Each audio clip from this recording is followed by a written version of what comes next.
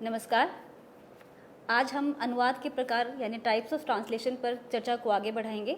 अनुवाद के प्रकार पार्ट 3 यानी भाग 3 में आज हम चर्चा करेंगे अनुवाद के विभिन्न प्रकारों पर, और ये देखेंगे कि अनुवाद के विभिन्न प्रकार और हम चर्चा करेंगे कि अनुवाद के विभिन्न प्रकार किस तरह अलग अलग हिसाब से, और जैसा हमने पिछले भी चर्चा की पिछले 2 सत्रों में कि अनुवाद के विभिन्न प्रकार किस तरह अलग अलग श्रेणियों में या अलग अलग वर्गीकरण के हिसाब से बांटे गए हैं। आज की चर्चा के महत्वपूर्ण बिंदु हैं अनुवाद प्रकार बहुपक्षीयता के आधार पर, और इसके अंतर्गत 2 हिस्से हैं, भाषा बाह्य अनुवाद प्रकार और भाषा केंद्रित अनुवाद प्रकार। पिछले 2 सत्रों में हमने जो 2 अलग हिस्सों पर बात की, उसी के बाद ये जो तीसरा हिस्सा है आज, इसमें हम बहुपक्षीयता के आधार पर अनुवाद के आधारों पर चर्चा करेंगे। आप जानेंगे कि बहुपक्षीयता आदि के आधार पर अनुवाद के विभिन्न प्रकार कौन कौन से हैं,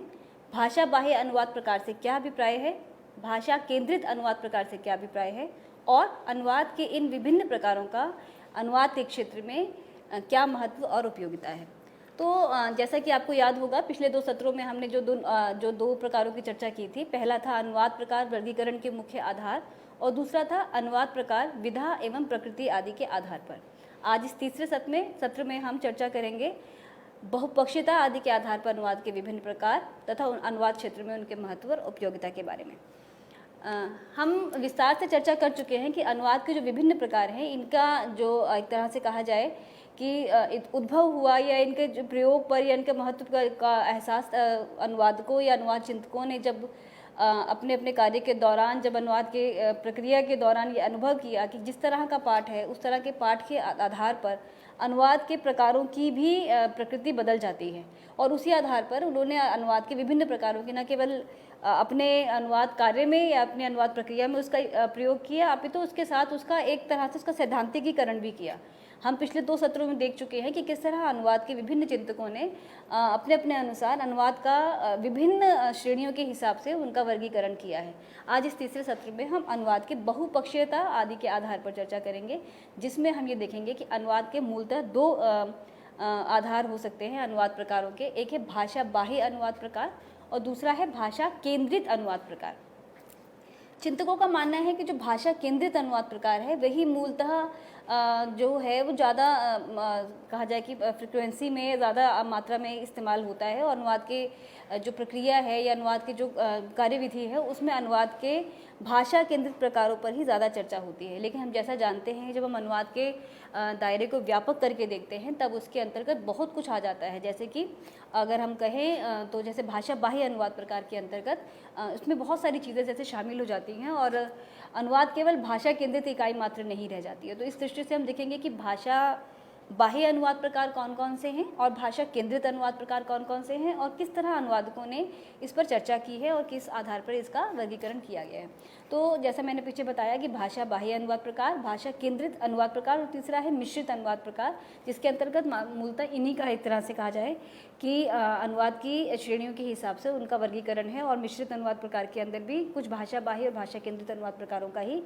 वर्णन किया गया है। इनमें भाषा केंद्रित आधार पर वर्गीकृत अनुवाद के प्रकारों को मुख्य तथा शेष को गौण समझा जाता है। तो ये हम देखेंगे कि किस प्रकार अनुवाद के क्षेत्र में और अनुवाद के दायरे के विकास के साथ साथ किस प्रकार भाषा बाह्य अनुवाद प्रकार भी अब उस तरह चर्चा में आने लगा है, और किन किन क्षेत्रों में भाषा बाह्य अनुवाद प्रकारों की भी चर्चा होती है। भाषा केंद्रित अनुवाद प्रकारों के बारे में तो हम एक तरह से चर्चा कर भी चुके हैं, और इसमें विस्तार से चर्चा आज हम करेंगे। अगर आपको याद हो तो पिछले सत्र में हमने इस पर चर्चा की थी कि जेसी केटफर्ट ने जब अनुवाद के वर्गीकरण के आधार बताए तो उन्होंने पूर्ण अनुवाद और आंशिक अनुवाद की चर्चा की थी। पूर्ण अनुवाद जब, और हमने इस पर भी चर्चा विस्तार से की है, लेकिन क्योंकि हम भाषा बाह्य अनुवाद प्रकार की चर्चा कर रहे हैं तो हम उस संदर्भ में देखेंगे जो पूर्ण अनुवाद है वह मूलतः ऐसा अनुवाद जब अनुवादक किसी पाठ का अनुवाद करते समय उसके समग्र रूप से उसका अनुवाद करे, यानी उसकी विभिन्न इकाइयों का अनुवाद हो ना। वर्तनी तो भाषागत हो सकती है, लेकिन व्याकरण, ध्वनि और बाकी जो उसके आयाम, भाषागत आयाम होते हैं, उनका पूरी तरह से अनुवाद, और ख़ासतौर पर जो हमारा वाक्य विन्यास आदि जब पूरी तरीके से जब अनुवाद किया जाता है, शब्द, सामाजिक सांस्कृतिक शब्दावली, विभिन्न प्रयुक्तियाँ, जब पूरी तरह से कोई पाठ जब अनुवाद हो जाता है तो उसे हम पूर्ण अनुवाद कहते हैं। और हम सभी जानते हैं कि पूर्ण अनुवाद लगभग एक तरह से असंभव कार्य है, क्योंकि विभिन्न भाषाओं की जो अपनी वाक्य विन्यास व्यवस्था है वो अलग अलग होती है। अगर हम भारत के संदर्भ में कहें और ख़ास तौर पर अगर हम हिंदी के संदर्भ में कहें तो हिंदी की जो वाक्य विन्यास वाक्य व्यवस्था है वह है सब्जेक्ट, ऑब्जेक्ट और वर्ब, यानी कर्ता, कर्म और क्रिया। और अंग्रेजी की जो वाक्य विन्यास है वह है सब्जेक्ट, वर्ब और ऑब्जेक्ट, यानी कर्ता, क्रिया और कर्म। तो ये जो वाक्य विन्यास है यही जब दो भिन्न भाषाभाषी समाज के पाठ हमारे आंखों के सामने होते हैं या हमारे चिंतन के केंद्र में होते हैं तो हम देखते हैं कि इनकी वाक्य विन्यास भी एक दूसरे से अलग है। और ख़ासतौर पर जैसे मैंने कहा कि भारतीय भाषा के संदर्भ में जब हमने हिंदी का उदाहरण लिया और विदेशी भाषा के संदर्भ में जब मैंने अंग्रेजी का उदाहरण लिया तो ये वाक्य विन्यास का जो वाक्य संरचना है इसका ही क्रम एक दूसरे से भिन्न है। जैसे मैं अंग्रेजी में आपको उदाहरण दूँ तो Sita goes to the market, Sita यानी कर्ता, गोज़ यानी वर्ब और टू द मार्केट यानी कर्म। और इसी तरीके से इसको जब उल्टा कर देते हैं, सीता बाजार जाती है तो सीता यानी कर्ता, बाजार यानी कर्म और जाती है यानी क्रिया। तो ये वाक्य जो हमारे संरचना है यही बदल जाती है। तो आप ये देख सकते हैं कि जब पूर्ण अनुवाद की जो अवधारणा है उसमें इस तरह के उदाहरण आपको बाइबल के अनुवाद के संदर्भ में खास तौर पर देखने को मिलते हैं। जब बाइबल के शुरुआती दौर के जब अनुवाद हुए तब उसमें भाषा की शुद्धता को लेकर या पाठ की सैंक्टिटी को लेकर या एक पवित्र ग्रंथ के प्रति जो उनके फॉलोअर्स का जो अपना मत था उसके हिसाब से इस तरह के अनुवाद को अधिक महत्व दिया गया, जिसके अंतर्गत भाषा की लगभग सारी इकाइयों को एज इट इज़ अनुवाद कर देना। तो हम पूर्ण अनुवाद के संदर्भ में इसको इस तरीके से समझते हैं। और आंशिक अनुवाद जिसमें कुछ हिस्सा अनुवाद हो पाता है, कुछ नहीं हो पाता। आज जब हम भाषा बाह्य अनुवाद के प्रकारों की बात करेंगे तो उसके अंतर्गत हम इसे अलग तरीके से देखेंगे। आंशिक अनुवाद में अक्सर हमारे पास अनुवाद करते समय ऐसी समस्याएं आती हैं जिनका अनुवाद हो ही नहीं सकता। जैसे बहुत सारे सामाजिक सांस्कृतिक शब्द होते हैं जिनका अनुवाद नहीं हो पाता, या कुछ ऐसी प्रयुक्तियाँ होती हैं जिनका अनुवाद नहीं हो पाता, जिनका हम लिप्यंतरण या लिप्यंतरण के माध्यम से हम उसका अपने पाठ में प्रयोग करते हैं। तो इस तरीके से जो आंशिक अनुवाद है वह मूलतः ऐसा अनुवाद जिसके अंतर्गत अनुवाद पूरी तरह संभव ना हो, उसका कुछ हिस्सा या कोई एक कंपोनेंट या किसी तरीके से वो हिस्सा उसका छूट जाए। तो भाषा बाह्य अनुवाद प्रकार के अंतर्गत अगर हम देखें तो भाषा बाह्य अनुवाद के अंतर्गत जो कहा जाए कि दो तरह के अनुवाद आ सकते हैं। एक मशीनी अनुवाद। मशीनी अनुवाद के अंतर्गत अक्सर ऐसा होता है कि जब अनुवादक अनुवाद करते हैं तो मशीनी अनुवाद, पहले अगली स्लाइड पर अगर मैं डिस्कस करूं तो HAMT यानी ह्यूमन एडेड मशीन ट्रांसलेशन यानी मानव आश्रित मशीनी अनुवाद, और दूसरा है MAHT यानी मशीन एडेड ह्यूमन ट्रांसलेशन यानी मशीन आश्रित मानव अनुवाद। आप इसको यहाँ देखें अगर तो जो मशीन आधारित अनुवाद होता है उसमें जो अनुवाद की जो पूरी प्रक्रिया है ना केवल मशीन उसे कम्प्लीटली करती है और ना ही मनुष्य, यानी कि मैनुअली उसको पूरी तरह से ट्रांसलेट किया जाता है। तो उसके जो चार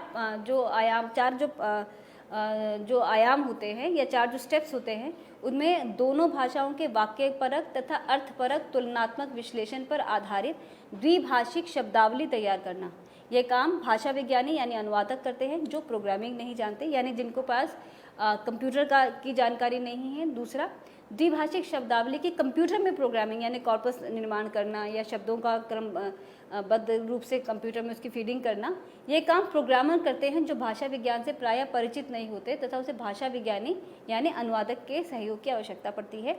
तीसरा, कंप्यूटर द्वारा अनुवाद पर्यायों की आपूर्ति, यानी कि जब डाटा फीड हो जाता है कंप्यूटर के अंदर तब पाठ डालने पर जब पाठ का अगेंस्ट जब अनुवाद कंप्यूटर प्रदान करते हैं, यानी जो पर्याय या जो शब्द या कॉर्पस जो कंप्यूटर में फीड किया गया है उसे टेक्स्ट के अनुसार उसको इनको अनुवाद के संदर्भ में रखना वो कंप्यूटर द्वारा किया जाता है। और दूसरा चौथा है अनुदित पाठ का संपादन, जो मशीनी ट्रांसलेशन में खास तौर पर ध्यान रखे जाने की आवश्यकता है, क्योंकि मशीन के अनुवाद के बाद उसे फिर से एक बार देखे जाने की आवश्यकता होती है, क्योंकि बहुत सारे शब्द या बहुत सारे संदर्भ ऐसे हैं जो ठीक से यदि अनुवाद नहीं हुए तो उन्हें फिर से देखा जाना या उन्हें फिर से पढ़े जाने की आवश्यकता होती है। तो जिस आंशिक अनुवाद का हम जिक्र कर रहे थे कैटफर्ड के संदर्भ में, या जिसे अनुवाद का भाषा बाह्य अनुवाद प्रकार कहा जा रहा है अनुवाद प्रकारों के संदर्भ में, उसमें हम देखते हैं कि किस प्रकार इस भाषा बाह्य अनुवाद प्रकार के अंतर्गत जो मशीन ट्रांसलेशन है, जिसमें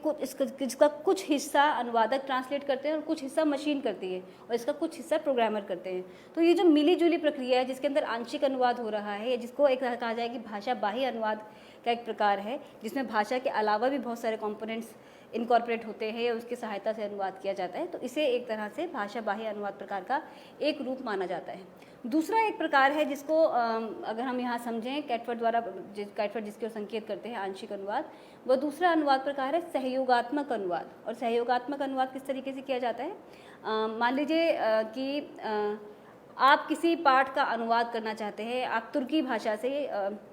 उस पाठ का हिंदी में अनुवाद करना चाहते हैं, लेकिन आपके पास आपने उस पाठ को अंग्रेजी के माध्यम से पढ़ा है, या आप किसी तुर्की विशेषज्ञ को लेकर उसका अनुवाद करवाते हैं और फिर उसका अनुवाद आप अपनी भाषा में कर रहे हैं। तो जब हम इस सहयोगात्मक रूप से किसी अनुवाद के काम को अंजाम देते हैं या उस काम को कंप्लीट करते हैं, तो उसे भाषा बाह्य अनुवाद प्रकार के अंतर्गत देखा जाता है, जहाँ सहयोग के साथ एक अनुवादक और एक भाषा विज्ञानी को साथ रख के या भाषा के एक्सपर्ट को साथ रख के उसका अनुवाद किया जाता है। हम जैसा अक्सर इस पर चर्चा करते रहे हैं कि अनुवाद की जब हम अनुवाद करते हैं तो अनुवादिका या अनुवादक से जो मूलभूत अपेक्षाएं होती हैं वे ये है कि उन्हें दो भाषाओं के साथ साथ दो संस्कृतियों का भी ज्ञान हो। और इस संस्कृति का ज्ञान या जब हम बात करते हैं तो हम साहित्य के संदर्भ में, सृजनात्मक साहित्य, इतिहास के संदर्भ में हम इसका जिक्र करते हैं। लेकिन जब इसी तरह जब ज्ञान प्रधान साहित्य के अनुवाद की बात की जाती है, तब अक्सर ये कहा जाता है कि अनुवादिका या अनुवादक के पास दो भाषाओं के ज्ञान के साथ साथ उस विषय विशेष की भी जानकारी हो, ताकि जब वे अनुवाद करें तो अनुवाद करते समय न केवल भाषा उन्हें अंतरण करना है, उन्हें जो उसका जो कंसेप्चुअल मीनिंग है, जो कॉन्सेप्ट है, उसे भी लक्ष्य पाठक तक ले जाना है और सही अर्थ में ले जाना है, वो कहीं उसमें विचलन की गुंजाइश ना हो। तो इस तरीके से जब हम सहयोगात्मक अनुवाद की बात करते हैं तो इस स्थिति में ये हो सकता है कि एक व्यक्ति जो उस संस्कृति या समाज विशेष का ज्ञानी हो या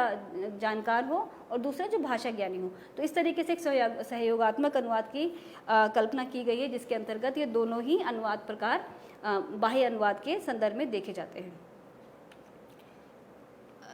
अब तीसरा जो महत्वपूर्ण है, जिसे कि अनुवादकों ने माना है कि जो मूल अनुवाद प्रकार है वे भाषा केंद्रित अनुवाद प्रकार हैं। तो भाषा केंद्रित अनुवाद प्रकारों के अंतर्गत भाषा की संरचना, भाषा की शैली, माध्यम और उसमें प्रयुक्त प्रतीकों आदि की प्रकृतिपरक पाठ के आधार पर निर्धारित प्रकारों को इस वर्ग में रखा जाता है। भाषा संरचना के आधार पर अनुवाद, भाषा शैली के आधार पर अनुवाद, भाषा माध्यम के आधार पर अनुवाद, भाषा प्रतीकों के आधार पर अनुवाद और पाठपरक अनुवाद। तो जो भाषा प्रतीक और पाठपरक यानी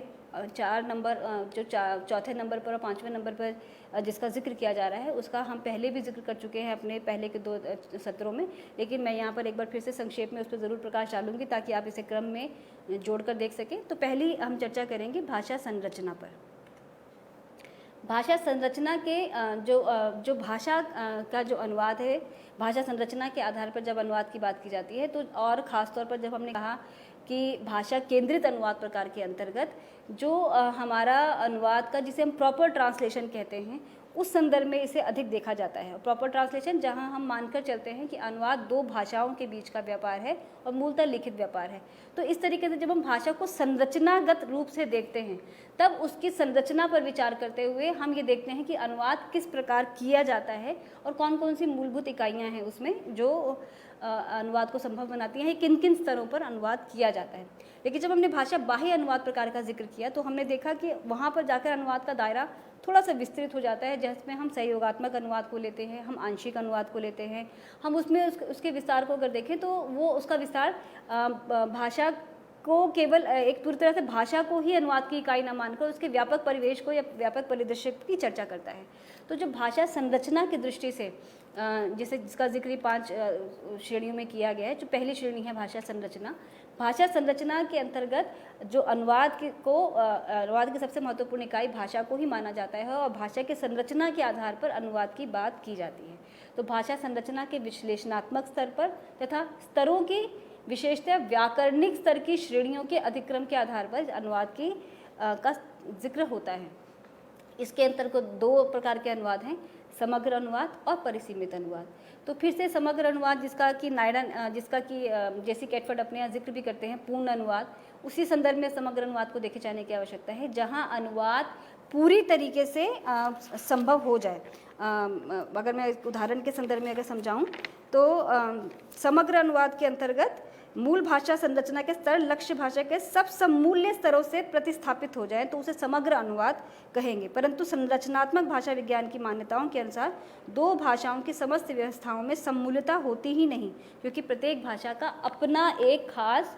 स्ट्रक्चर होता है, अपना एक पूरी व्यवस्था होती है। और जैसा कि हम पहले भी चर्चा कर चुके हैं कि कोई भी भाषा जो किसी समाज को रिप्रेजेंट करती है या उसका प्रतिनिधित्व करती है, वह भाषा उस समाज, उस संस्कृति, उसकी परंपरा, उसके इतिहास और उसकी सभ्यता, संस्कृतिगत विकास के साथ उसका निर्माण होता है। और जब हम इस स्तर पर कहते हैं तो वो भाषा अपने समाज में इतने गहरे जड़ें जमाए हुए होती है कि आप उस भाषा को एग्जैक्टली दूसरी भाषा में रख दे या उसे उस तरीके से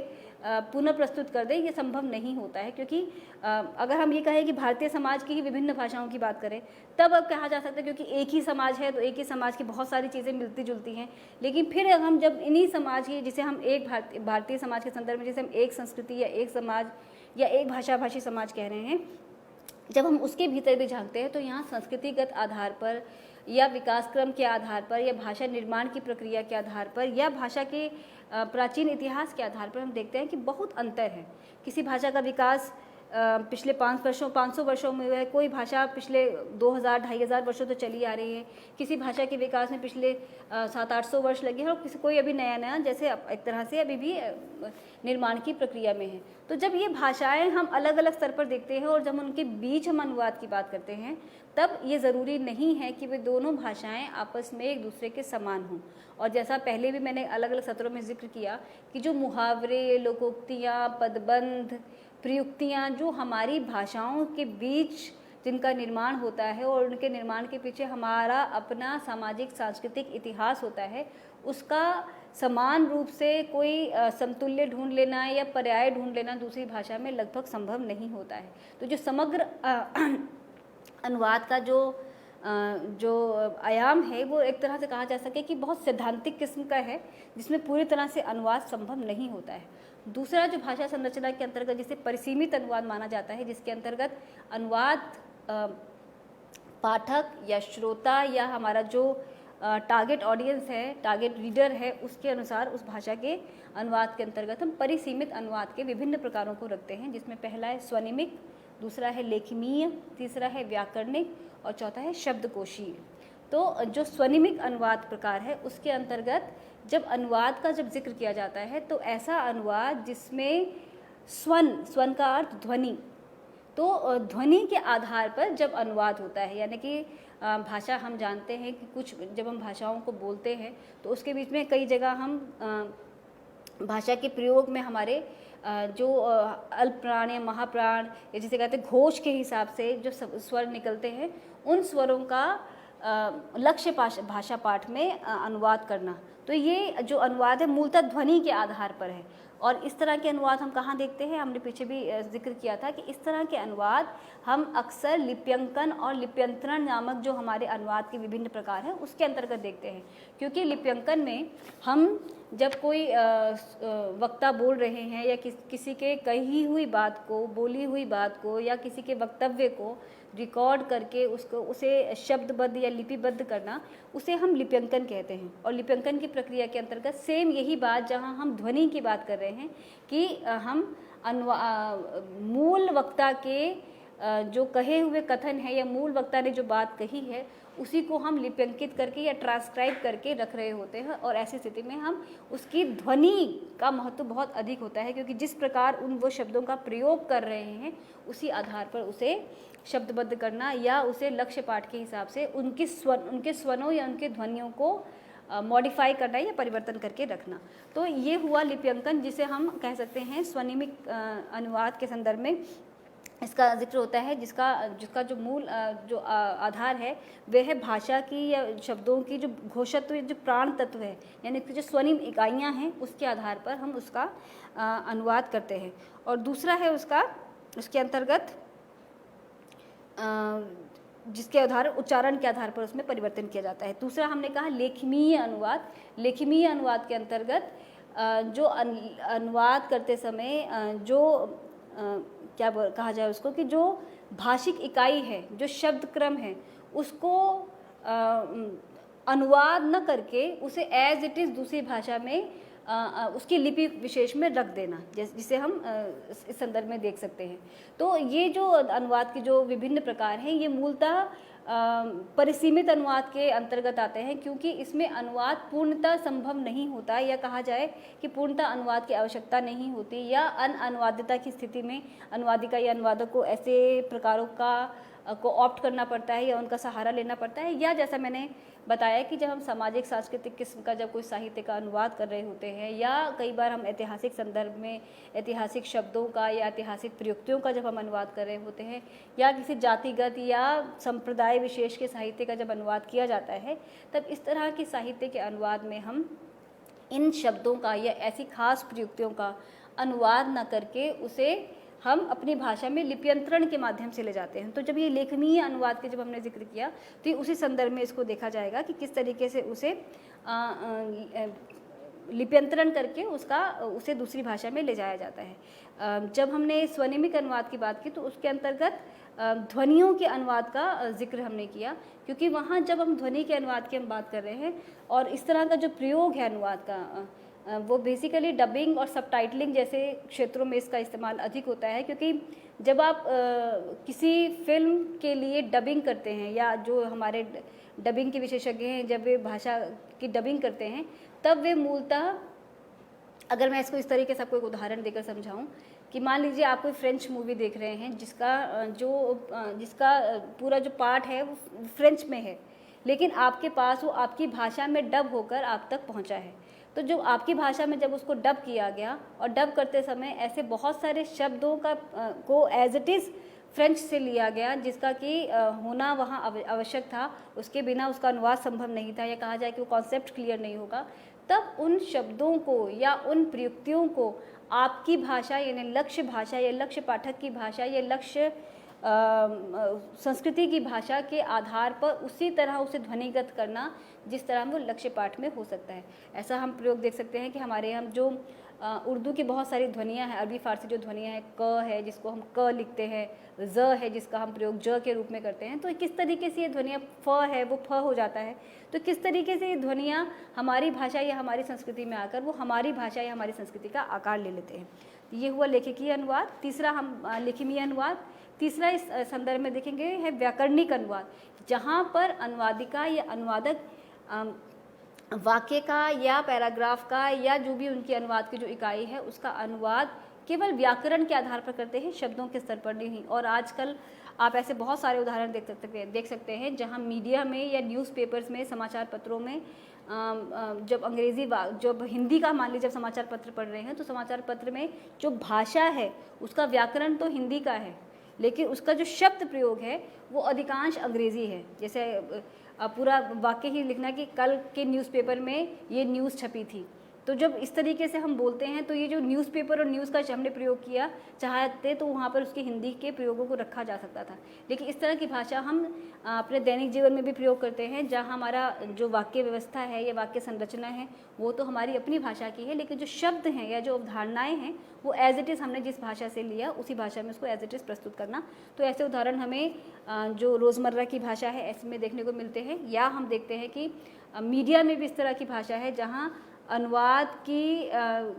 कहा जाए कि एक तरह से जो एक जटिल प्रक्रिया है, कई बार उससे बचने के लिए या कई बार उसे भाषा को ज़्यादा संप्रेषणीय बनाने के लिए या उसे इतना ऐसा बनाने के लिए कि लोगों तक आसानी से पहुंच सके, या फिर कई बार इसलिए भी कि अनुवाद में ज़्यादा श्रम ना करना पड़े और जल्दी उसको फॉरेन टेक्स्ट प्रोवाइड करना जिसे कहते हैं, उस संदर्भ में उसको प्रस्तुत किया जाता है। तो उस तरीके से हम देखते हैं कि परिसीमित अनुवाद के अंतर्गत व्याकरणिक अनुवाद, जिसके अंतर्गत व्याकरण का तो अनुवाद है यानी भाषा संरचना, वाक्य व्यवस्था, उस सब का अनुवाद है, लेकिन शब्द एज इट इज़ दूसरी भाषा के या जिस भी मूल भाषा से लिए गए हैं इस तरह प्रयोग हो रहे हैं। और चौथा अनुवाद है शब्दकोशीय। शब्दकोशीय अनुवाद के अंतर्गत जहाँ शब्दों का अनुवाद हो जाता है, लेकिन कोई एक शब्द हमने हिंदी का उसमें प्रयोग किया, या जैसे कि उसके प्रयुक्ति में हमने एक तरह से मिक्स कोडिंग, जैसे कोड का मिश्रीकरण कर दे, दोनों भाषाओं का मिश्रण से एक नई भाषा, जिसे कहते हैं बहुत ही चलताऊ भाषा, ये एक बहुत कॉलेज के बच्चों द्वारा बोली जाने वाली भाषा के संदर्भ में आप इसको देख सकते हैं। तो जैसे हम जब हम बात करते हैं तो हम अपने विषयों का नाम अंग्रेज़ी में ही लें, या जब हम सेंटेंस बोलें तो पूरा सेंटेंस हिंदी में बोलते हुए एक शब्द का अंग्रेज़ी में, या पूरे सेंटेंस का अंग्रेज़ी में बोलते हुए कुछ शब्दों का हिंदी में प्रयोग करें, तो इसे हम शब्दकोशीय स्तर पर, जहाँ शब्दों का अनुवाद है, व्याकरण का नहीं। तो इस तरीके से हम देखते हैं कि जो परिसीमित अनुवाद है, जो भाषा संरचना के आधार पर, वो किस प्रकार से अलग अलग होता है। अब भाषा शैली या प्रयुक्ति के आधार पर जो अनुवाद हैं हम देख सकते हैं, साहित्यिक अनुवाद, शास्त्रीय अनुवाद, तकनीकी अनुवाद, प्रकार्यात्मक अनुवाद, मीडिया अनुवाद। आप इसमें बहुत सारे क्षेत्र जोड़ सकते हैं कि जब अनुवाद करते समय अनुवाद के प्रकारों की जो बात है वो भाषा शैली पर निर्भर करती है। जैसे हम जानते हैं, जो हम साहित्य का अनुवाद करते हैं तो साहित्य के अनुवाद की अपनी एक खास भाषा शैली है, उसकी जो लक्षणापरक भाषा है, उसकी व्यंजनापरक भाषा है, उसमें शब्द हैं, कम शब्द हैं, मौन है, चुप्पियाँ हैं, या बहुत सारे ऐसे अभिव्यक्तियाँ हैं या अर्थ छवियाँ हैं जिनका अनुवाद करते समय अनुवादिका या अनुवादक को एक खास तरह की रणनीति, खास तरह की स्ट्रैटेजी के तहत चलना होता है। उसी तरीके से शास्त्रीय अनुवाद भी अब खास तकनीक की मांग करता है। तकनीकी अनुवाद, प्रशासनिक अनुवाद, ये अनुवाद की जो कोटियाँ हैं या कहा जाए जो कैटेगरीज़ हैं, तकनीकी अनुवाद या प्रशासनिक अनुवाद, ये पूरी तरह से ज्ञानात्मक साहित्य के अनुवाद के संदर्भ में आप इसे देख सकते हैं, जहाँ पर अनुवाद करने की अपनी एक खास शैली होगी, अपनी एक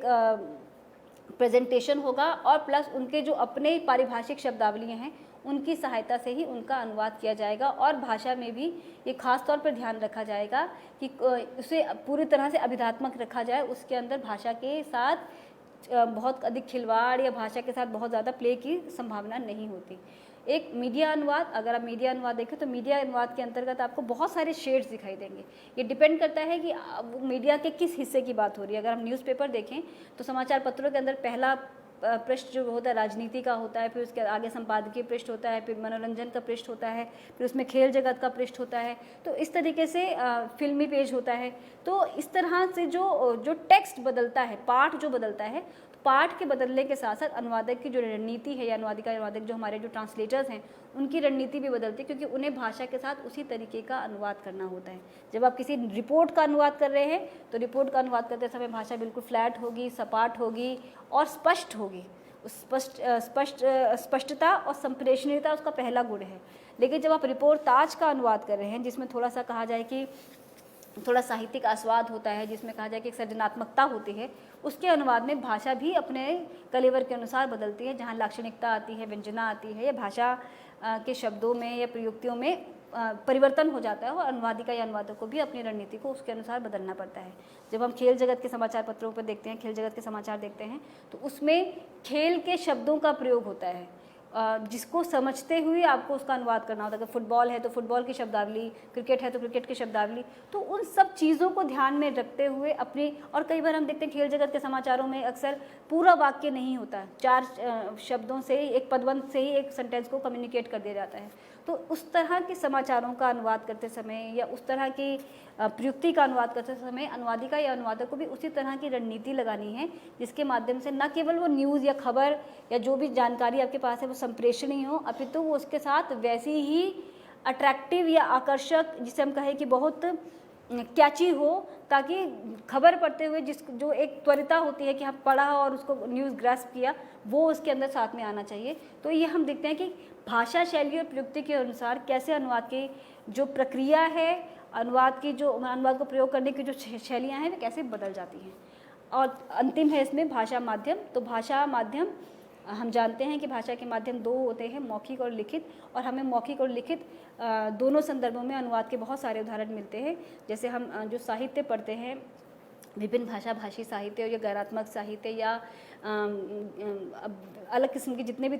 भी तरह की जो जानकारी या सूचनाएं हम तक आती हैं, हम जानते हैं उसमें तो अधिकांश लिखित से लिखित अनुवाद के रूप हैं। जैसे कोई पुस्तक है तो पुस्तक का अनुवाद दूसरी पुस्तक के रूप में, एक भाषा से दूसरी भाषा, जिसे हम प्रॉपर ट्रांसलेशन के संदर्भ में समझते हैं। लिखित से मौखिक अनुवाद, तो लिखित से मौखिक अनुवाद कहाँ होता है, जहाँ पाठ लिखित है उसका मौखिक अनुवाद। जैसे हम कहें कि आप जब बच्चों को कहानियाँ पढ़कर सुनाते हैं तो लिखी हुई कहानी को आप पढ़कर उसे अनुवाद के माध्यम से या उसे शॉर्ट करके या उसे एक्सप्लेन करके उसे व्याख्या करके आप उसके मौखिक अनुवाद का एक प्रकार है। मौखिक से लिखित अनुवाद, इसी तरीके से मौखिक से लिखित अनुवाद का एक बहुत अच्छा और अट्रैक्टिव उदाहरण हो सकता है जब हम फिल्मों में सबटाइटलिंग की बात करते हैं, जहाँ हमने एक स्क्रिप्ट को सुना, उसकी डबिंग, उसके मेन कंटेंट को सुना और उसके आधार पर हमने उसके लिखित संवाद तैयार किए। तो जो लिखित संवाद तैयार हुए जो आपकी स्क्रीन पर रिफ्लेक्ट होते हैं आपकी फिल्म देखने के दौरान या कोई वृत्तचित्र या डॉक्यूमेंट्री देखने के दौरान, तो हम देखते हैं जो वो लिखित संवाद हैं वो मूलतः मौखिक से लिखित की प्रक्रिया के तहत आए हैं। और मौखिक से मौखिक अनुवाद, जैसे कि जब अब दो लोगों के बीच में संवाद हो रहा हो तो बीच में जो इंटरप्रेटर या जिसे मीडिएटर कहते हैं भाषा के, जो जिसे हम दुभाषिया कहते हैं, वो मूलतः मौखिक अनुवाद कर रहे होते हैं, जहाँ वे एक व्यक्ति के कथन को दूसरे व्यक्ति तक अनुवाद के माध्यम से पहुँचा रहे हैं, जिसे हम साइमल्टेनियस ट्रांसलेशन कहते हैं, आशु अनुवाद कहते हैं, या जिसे हम निर्वचन भी कहते हैं। तो भाषा के माध्यम के हिसाब से जो अनुवाद के दो माध्यम हैं, लिखित और मौखिक, तो लिखित से लिखित, लिखित से मौखिक, मौखिक से लिखित और मौखिक से मौखिक, इस सभी के उदाहरण हम अपने भाषा प्रकारों में देखते हैं। और किस तरीके से अनुवादिका या अनुवादक को उनके अनुसार अपनी रणनीति को भी बदलना होता है। जैसा कि अगर मैं आपको उदाहरण दूं तो मौखिक से लिखित का जब मैंने आपको एक उदाहरण दिया जिसके अंतर्गत मैंने सबटाइटलिंग की बात की, तो हम जानते हैं कि जब कोई फिल्म अपने फ्लो में चल रही होती है तब उसके जो डायलॉग्स हैं, जो संवाद हैं, वो फिल्म की डिमांड, उसकी ज़रूरत के हिसाब से, उसके पात्रों की या उस पूरे परिवेश या परिदृश्य की ज़रूरत के हिसाब से होते हैं। लेकिन जो सबटाइटलिंग्स आती हैं, जो सबटाइटल जिसे हम उपशीर्षक कहते हैं, वे बहुत छोटे या कई बार कम या कई बार बहुत सारी चीज़ों को एक तरह से स्किप करते हुए उनका अनुवाद किया जाता है। तो अब अनुवादक को ये देखना होता है कि इतने समय के बीच पूरी खबर कम्युनिकेट भी हो जाए और उनकी रोचकता भी बनी रहे और इतना बोझिल ना हो कि दृश्य के देखने के साथ साथ संवाद को पढ़ने में इतना समय न लग जाए कि दोनों के बीच में कोई तारतम्य ना हो। तो ये जो रणनीतियाँ हैं अनुवादिका या अनुवादकों की, ये पाठ की ज़रूरत के हिसाब से, माध्यम के हिसाब से किस प्रकार बदलती हैं, इसका जिक्र हमने किया। उसके अतिरिक्त जो भाषा प्रतीक और पाठपरक अनुवाद है, जिसकी हम चर्चा पहले भी कर चुके हैं, हम पिछले जो सत्र थे उसमें हमने किया था। तो प्रतीक के आधार पर अनुवाद के प्रकार अगर आपको याद हो तो हमने जैकबसन, रोमन जैकबसन, जो इंट्रालिंगुअल ट्रांसलेशन यानी अंतर्भाषिक अनुवाद, इंटरलिंगुअल ट्रांसलेशन यानी अंतर्भाषिक अनुवाद या जिसे कि भाषांतरण कहा जैकबसन ने, और तीसरा अंतर प्रतीकात्मक अनुवाद जिसे इंटरसिमियोटिक ट्रांसलेशन कहते हैं। तो भाषा प्रतीकों के आधार पर अनुवाद के ये तीन विभिन्न प्रकार हैं जिसकी कि हमने चर्चा की थी। और पाठपरक अनुवाद, जहाँ पाठ केंद्रित अनुवाद हो, उसके अंतर्गत शब्दानुवाद, शाब्दिक अनुवाद, भावानुवाद और छायानुवाद। आपको अगर याद हो तो पिछले के सत्र में हमने इस पर विस्तार से चर्चा की थी। तो हमने ये देखा कि बहुपक्षीयता के आधार पर अनुवाद के विभिन्न प्रकार कौन कौन से हैं और अनुवादिका या अनुवादक की जो रणनीति है अपने अनुवाद के दौरान, अपनी इस पूरी प्रकृति के दौरान कैसे बदलती है, किस प्रकार अनुवादिका या अनुवादक अनुवाद करते समय इस रणनीति को बदलते हैं और किन किन सावधानियों को रखते हैं, क्या क्या चीज़ें हैं जो उन्हें ध्यान देनी होती है और किन चीज़ों या किन बिंदुओं पर केंद्रित करके वे एक सफल अनुवाद, एक संप्रेषणीय पाठ का निर्माण करते हैं। तो इसकी अपनी चुनौतियां हैं, अपनी सीमाएं हैं, अपनी शक्तियां हैं, लेकिन सभी को साधते हुए अनुवाद करना ही अनुवाद कर्म का मूल उद्देश्य है। इस दृष्टि से हम इस पाठ को देखेंगे। इस बहुपक्षीयता के आधार पर अनुवाद के ये विभिन्न प्रकार थे जिसकी हमने चर्चा की। इसके बाद के खंड पर हम इसके अगले सत्र में चर्चा करेंगे। धन्यवाद।